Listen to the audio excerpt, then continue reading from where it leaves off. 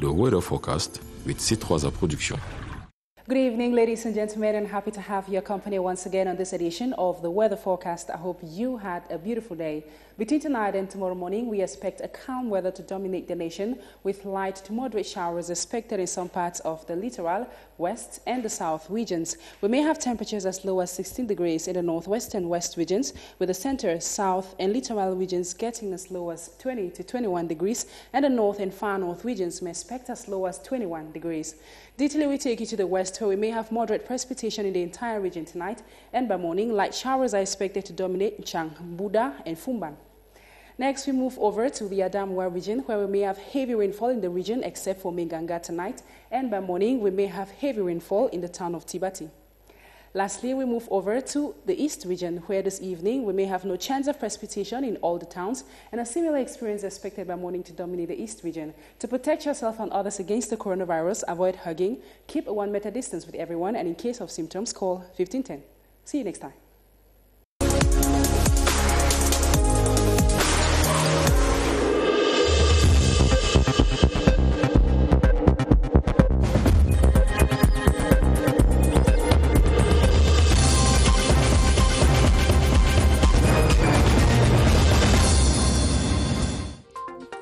The core of the magistracy in Cameroon receives a salve of rejuvenation following a major shakeup that propelled young men and women at the helm of legal jurisdictions in the country.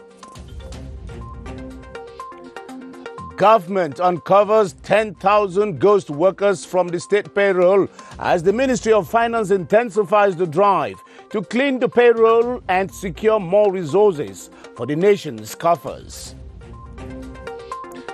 Cameroon and Africa mark Civil Registration on Vital Statistics Day with focus on raising public awareness of the importance of making every citizen visible in the country and on the continent through birth registration and certification. Those are our lead stories. Hello and thanks for joining us. I am Ben Menopufong and this is the 7:30 News.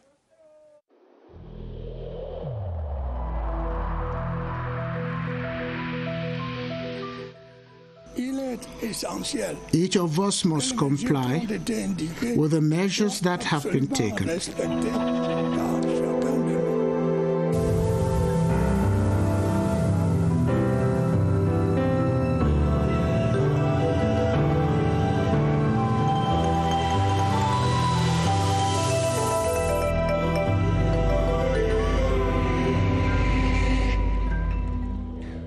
Good evening once again. There has been a vast movement within the core of the magistracy in Cameroon following yesterday's meeting of the Higher Judicial Council that was sanctioned by a number of decrees appointing, upgrading, transferring magistrates and integrating green hands into the core. A novelty this year was the deployment for the very first time of graduates of the new common law section of the School of Administration and Magistracy in NAM, trained to serve exclusively in the Northwest and Southwest regions. Quinta Rita Edang reports that no disciplinary files were received by the council, even if it nonetheless came out with far-reaching decisions affecting the core of the magistracy in the country. The August 10th presidential decree appointing and promoting magistrates and judicial officers across the national spectrum witnessed some remarkable changes, notably the appointment of new heads of the different chambers of the Supreme Court, with Joseph Fongang Fokwe as head of the judicial bench, Yap Abdou, president of the audit bench, while Daniel Eteki Ndumbe was confirmed as president of the administrative bench. Another groundbreaking decision taken by the head of state is the appointment of super-skilled magistrate Annie Noel Bahoni Batende as the first female president of the Special Criminal Court, the legal structure that handled cases of embezzlement of at least 50 million CFA francs. This portrays the president's recognition of the contribution of women to enhance the rule of law in Cameroon, as many other women have been appointed to head different jurisdictions within the country. coming after the major national dialogue, during which the training of common law magistrates was re-echoed, the absorption into the corps and the appointment of a good number of Anglophone magistrates to serve in the northwest and southwest regions of Cameroon will facilitate judicial procedures. The magistrates, who have a better mastery of the English legal system, were trained in the recently created Common Law Department of the National School of Administration and Magistracy. And let's now hop a while on the who is who on yesterday's presidential decrees. Annie Noel Baoni Batende has thus become the first lady to head the Special Criminal Court since its creation in 2012. And as you heard in that report with Quinta Rita Edang, she was appointed by yesterday's presidential decree at the behest of the Higher Judicial Council that President Paul Biya presided over. Ebenezer Akanga, in the following portrait, captures in this portrait, Madame Batende engraved her name in the annals of the judicial history in Cameroon when she triggered and obtained the arrest and detention of a sitting government cabinet minister. This is the first woman to head the Special Criminal Court since it was created in 2011. 58-year Annie Noel Baoni Batende. Before her appointment, she was vice president of the same court. After obtaining her baccalaureate in Lycée Leclerc, Annie Noel Baoni Batende read law in the University of Paris-Malakoff in France. Upon return to the country, she entered into the National School of Administration and Magistracy, ENAM, in Yaoundé, from where she graduated as a magistrate in 1990. She has occupied several positions in the magistracy, notably Assistant State Counsel in Kongsamba, President of the Court of First Instance in Douala Bonanjo, President of the Court of First Instance and High Court Mbamayu, Vice President of the Court of Appeal of the South Region, and Vice President of the Special Criminal Court, a post she occupied till her appointment as President of the Court. Annie Noel Baoni Batende hails from Diknimiki in the Central Region. She takes over from Emmanuel Njeri, who served as President of the Court for about 3 years. Still by virtue of yesterday's presidential decrees, Daniel Ndombe Teke was elevated to the helm of the administrative bench of the Supreme Court. Yab Abdul became president of the audit bench of the Supreme Court, while Fonkwe Joseph Fongang climbed at the top of the judicial bench of the court. The first two of the three appointees, as Joyce Kimbi Forwaju now tells us, are taking over from predecessors who had since slept in the Lord. This man has been given the responsibility of helming the administrative bench of the Supreme Court. Daniel Ndumbe Eteki, 63 years old, owns a rich career profile that started up in Kongsamba in 1984. He has sojourned as presiding judge of high courts in Nanga Eboko, Marwa, Ebolova, Douala, then vice president and later back as president to the Garwa Court of Appeal and to same position in Bafoussam in the West before his appointment in 2017 as advisor to the Supreme Court and president in charge of public service litigations. He was the interim president of the judicial bench before his confirmation last night. Just he will work more than yesterday. He is also a no-nonsense legal mind that has been given the privilege to man the judicial bench of the Supreme Court. Fonkwe Joseph Fongang, 64 years old, native of Lobialem in the Southwest region. He's been presiding judge, state counsel, president of high courts, vice president of appeal courts in the Southwest, Far North, Littoral and West regions, amongst others. He was also an advisor at the Supreme Court before being appointed in 2017 as Secretary General in the Ministry of Justice up till July 2020. But since last night, Fonkwe Joseph Fongang will be championing all decisions at the judicial bench of the Supreme Court. Yab Abdul is remembered by most Cameroonians as the first ever president of the Criminal Tribunal created in 2017. He is now the president of the audit bench of the Supreme Court. Born in 1956, he hails from Fumban in the West region and boasts of a long judicial career that moved through all its legal branches. He graduated from ENAM in 1985 and has worked at the Secretariat of the Presidency. The Judicial Council resolutions of yesterday have not only resolved the vexing problem of insufficient common law professionals, but it has breached the generational gap between the young and old practicing magistrates through transfers and merited retirement. Kilian Datndifon now reads meaning into yesterday's presidential acts. The resolutions of the Higher Judicial Council has first and foremost solved the problem of the vacuum in the common law practice in Cameroon. The resulting transfers have also solved a problem of redundancy and sometimes absolute power. Overdoing in a particular station makes some of them create a monarchy around them. But when you master everything, you create a lot of monarchy, authority around you, and you think that you can go a long way to do many other things out of the oath which you took to render justice for, in the name of the people, God, and your conscience. In another perspective, it has helped the generational transition. Those who have been there for long in a particular place, they are supposed to go on retirement. New legal texts are out, decrees are out, international laws are out.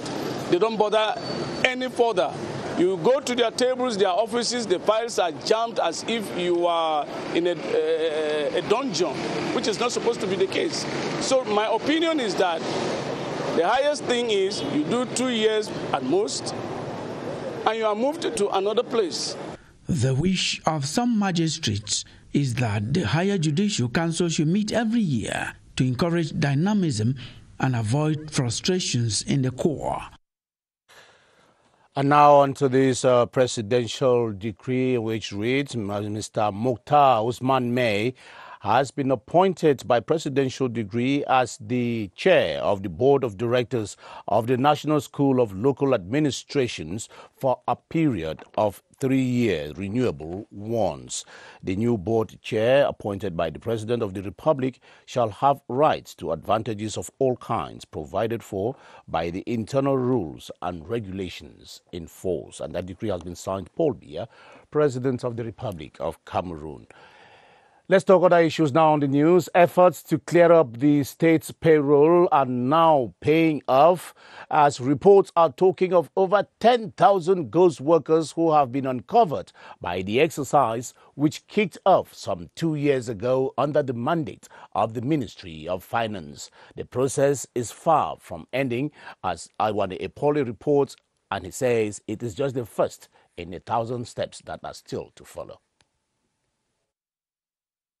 The headcount of state employees, known by its French acronym ASCOPE, was launched in 2008. It was instructed by President Paul Biya in a bid to clean state payroll of fictitious salary earners.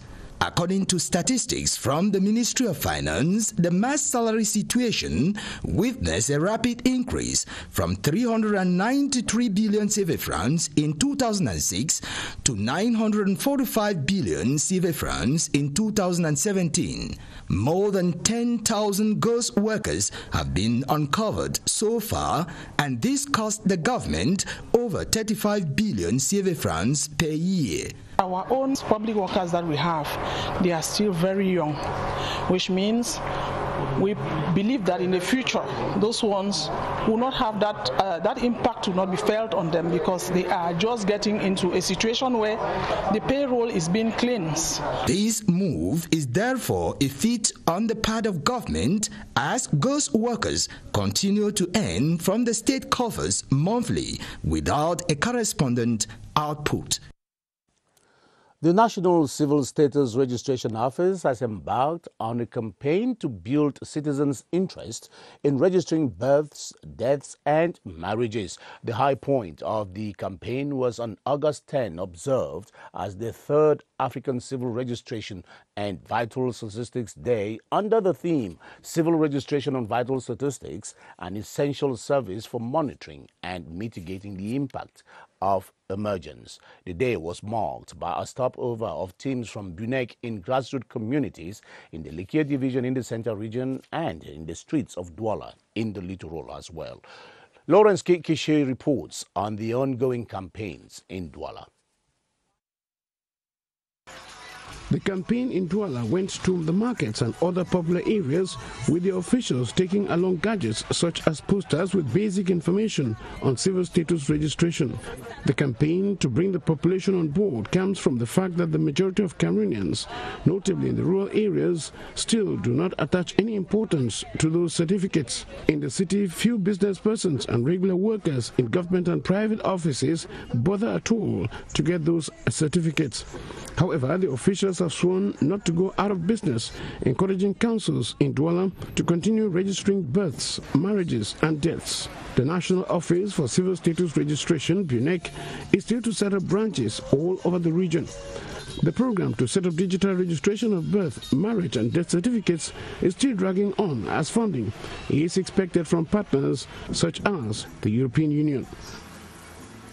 CRTV's Institute for the Conservation of Audiovisual Heritage, abbreviated in French as IFCPA, has graduated a new batch of trainees. The graduation ceremony of the batch of 180 students, Christian Qualité, was presided at by the Director General of the Cameroon Radio Television, Charles Ndongo, at the Ekunu campus of the institution. Yoti Kalelisonge reports. A beam of satisfaction as they received their diplomas after an imposed COVID-19 delay. First, the 13 outstanding laureates. It has been hard work. I'm not waiting for the government to employ me. I have a channel online. Initially 220 students, but today over 180 have crossed the finish line, with Menge Alphonse as the overall best. I think I have everything to be a good backpack journalist tomorrow. This 2017-2019 batch is then told the attitude to uphold in the professional world. You are excited to work, but only the most disciplined will meet up, because the working milieu is not as easy as you think. A peculiar group of laureates, Christian Qualité. Quality for the effective presence of the top management for the recipients. Quality for the future. The Minister of Higher Education has accepted to let us have a licence professionnelle cycle. We hope that it's going to be possible. The graduating batch now have to live up to expectations. The Ministry of Higher Education has been evaluating the implementation of prescribed COVID-19 measures in the 8 state universities of Cameroon.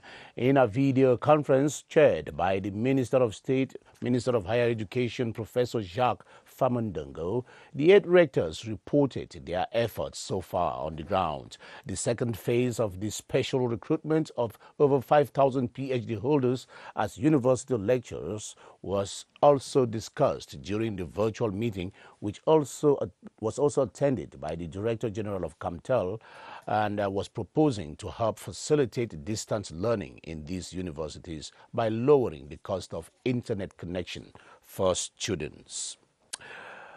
One of Cameroon's leading food enterprises, OK Food, or rather we go over to the Public Health Emergency Center to say the regular vaccination during this COVID-19 crisis is advised, especially for women and children. Health experts say it will step up the disease, rather it will step up the disease fighting mechanisms on the way in the country. Unfortunately, many have shied away from vaccines amidst fears surrounding a possible COVID-19 vaccine test.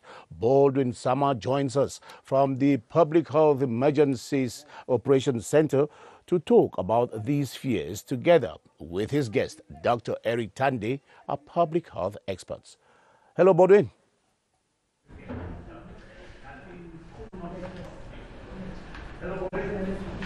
Good evening to you, Ben Menopufong. Public health experts this evening have confirmed that the ongoing COVID-19 spread in the country has affected the vaccination routine in the 10 different regions of the country. This is so because they have also noticed that over 80,000 children failed to respect their vaccination routine between the month of March and the month of August this year, this period within which we've had a spread of COVID-19, something which is not good for their health. And that's why they're encouraging parents, especially women and their children, to have themselves vaccinated. They must respect the vaccination routine. And that is what we shall be discussing tonight with our guest, Dr. Eric Tanzi, a public health expert. Good evening, Doctor. Yeah, good evening, buddy. Explain to our viewers the peculiarities of vaccination during this period that we have the spread of COVID-19 in the country. Yeah, buddy, it's important for us to recall that beside COVID-19, we still have other issues, other health-related issues that are more specific and more dangerous, even more than COVID-19. And again, when we come to vaccination, which is one of the principal and very important things to do in order to protect our children, we need to keep the routine follow-up as far as this is concerned. We know a lot of fake news has been going on that have prevented a lot of parents to accompany their kids for regular vaccination. You rightly said figures. 80,000 is really enormous for us to let the kids be without this vaccination. That might create other consequences. Remember, the kids are those who will take the lead in the nearest future, and we don't know. Situations are changing with changing time. So I'm encouraging, or we are encouraging, that all parents should put in more effort as far as vaccination is concerned to respect the calendar for vaccination, so that we shouldn't have any child left out. That might be very dangerous to the community. And remember, the fake news that is coming up, and authorities are working very hard to curb this up, and no authority will permit a bad or a poor vaccine to be given to a kid, because even the authorities equally have kids that are taking this vaccine. So we're encouraging all parents to rally behind the vaccination calendar and leave no kid out. Thank you very much. Thank you very much, Dr. Eric Tanzi. If you want to avoid any complications as far as the health of your child is concerned, respect the vaccination routine. That is a take-home message from public health experts this evening. Back to you, Ben Menopufo. Thank you very much, Baldwin Sama, and your guests for clearing the air over the vaccination scare. We carry on with the news to say one of Cameroon's leading food processing enterprises, OK Food Cameroon, has donated some anti-COVID-19 materials and food items to the Lakentinine Hospital in Douala to assist patients and workers of the health establishment end the spread of the coronavirus pandemic in the country. As Larry's Nane Epote reports from CRTV Littoral, it was a gesture that the hospital officials described as crucial and extremely significant. COVID-19 is a persistent threat, especially in hospital facilities, with staff at the forefront of the crisis. OK Foods Cameroon is taking its corporate social responsibility to provide support to all patients and staff of the Lakentinine Hospital in Douala, one of those retained to take COVID-19 patients in charge. On August 4, 2020, 1,000 rapid screening tests for COVID-19 and other sanitary equipment were delivered to this health facility, seen as a spirit of solidarity on the part of the enterprise. OK Foods Cameroon, known for its safe and quality foodstuff produced and made available to the Cameroonian market, through this humanitarian action equally provided the hospital with over 60 cartons of top milk, one of the newest products in the market, rich in calcium and other vitamins. A gesture warmly appreciated by the hospital management. OK Foods Cameroon Company calls on all Cameroonians to respect the barrier measures put in place by government and beckon on them to cultivate good hygienic behaviors, as they did when Cameroon just recorded its first cases of the virus, because the coronavirus is still to be eradicated in Cameroon. Keeping COVID-19 out of Cameroon's #1 tourism destination, Kribi, is a priority to the Kribi City Council officials who are assisted in this endeavor by their partners, national and international. A non-governmental organization recently donated prevention kits to sustain these efforts, as we hear in this report with El Sinje from Kribi. As the fight against COVID-19 pandemic continues in Cameroon, so too are non-governmental organizations leaving no stone unturned to see the virus out of the scene. This is the case with a non-governmental organization that has donated hospital beds and hand sanitizers to the Kribi City Council as their own contribution for the fight. Okay, first of all, safety is our priority, and we want to make sure that everyone across the world can have access to free health care. Officials of the Kribi City Council promised to make good use of the gift. We are very grateful to receive this today. Those beds will help us in our district hospital center. The brief donation ceremony was an opportunity to remind the population of the city of the reality of the pandemic. Yaoundé, the capital city, is known for its high peaks, which earned it the pseudonym of the City of Seven Hills. Southwest of the city is the towering Mount Elundem, which is a prized destination for adventurous souls and spiritual seekers. Christian pilgrims do the spiritual hikes around this amazing landscape, following an age-old fascinating culture. Maimuna Njoya of our Central Regional Station guides us around this high place to find out a sense of awe as we continue our series on Cameroon's tourist destinations. The nation's political capital, which is known in French as La Ville aux Sept Collines, literally translated as the town with 7 hills, finds meaning in this mountain called Mount Elundem. Elum stands for a stem and Den means plants. It is 1,159 meters high southwest of Yaoundé. This mountain, which is worth contemplating, is sacred according to the custodians of tradition here and even holds a great mystery. It will take you at least 12 hours to get to the peak. But the most important thing about Mount Elundem is the fact that it remains an adequate site for spiritual retreats and meditation. It gives visitors a kind of an intimate communication with nature, but for some Christians who have been here, it is even an appropriate area to feel the presence of the Virgin Mary. Mount Elundem is for spiritual and social reasons an enticing touristic destination, but most especially for people who are pure and shy away from any devilish practice. The governor of the Northwest region has sounded a strong warning to those who continue to carry out acts of murder and perpetrate violent crimes in the region, saying they shall be dealt with accordingly. Adolphe Lele-Lafrique was speaking today at the Bamenda Regional Hospital during the coffining of a government technical high school teacher, Pipayo Ibrahim, whose lifeless body was found in a river in the Malfonkwen neighborhood and over the weekend and was suspected to have been assassinated. Eric Langmia Wufo now joins us with details from CRTV Northwest.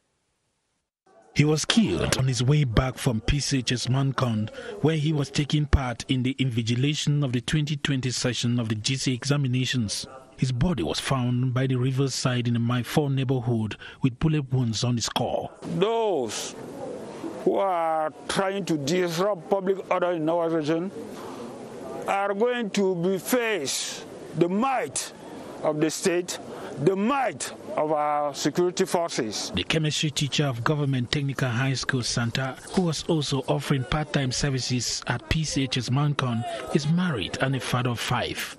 His death comes on the heels of the kidnap and demand for ransom of over 70 teachers this academic year in the Northwest region.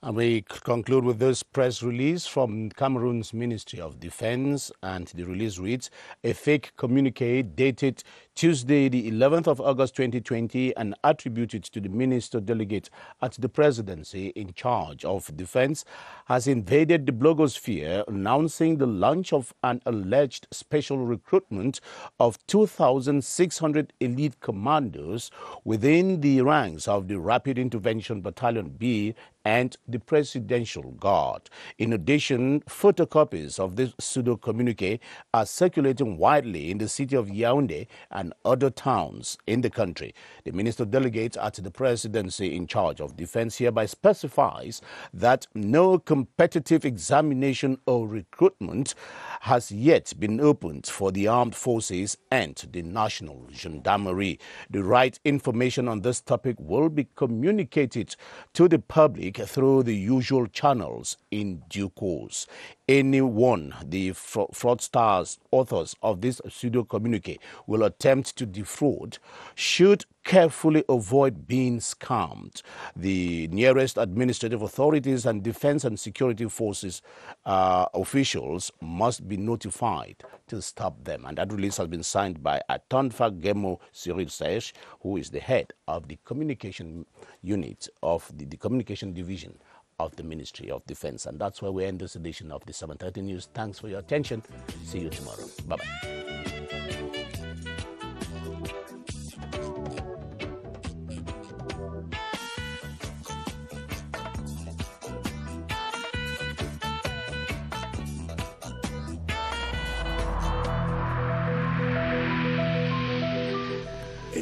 In this connection, we should avoid stigmatizing